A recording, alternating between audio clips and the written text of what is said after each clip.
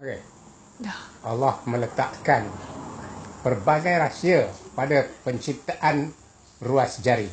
Antaranya, nombor satu, untuk meredakan pening ataupun sakit kepala, anda hanya perlu memicit semua ruas hujung jari 10 saat tiap-tiap satu. Dan nombor dua, kalau anda terbatuk-batuk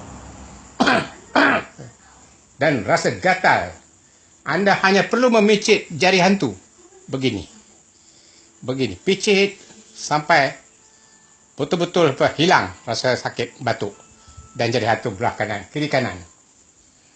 Yang ketiga, jika anda berasa tegang leher, picit saja keliling ruas jari, ibu jari di sini, kawasan ini. Kaedah yang sama juga digunakan jika sekiranya anda menghadapi masalah berdengkur waktu malam. Dan yang kelima, jika anda terasa macam nak dapat serangan jantung, lekas-lekas picit kelingking ini dari atas hingga ke bawah, ya. Begini, ya, kan? Begini, picit kuat-kuat, ya. InsyaAllah dengan cara itu sempat kita memanggil doktor untuk menyelamatkan anda daripada mengidapi strok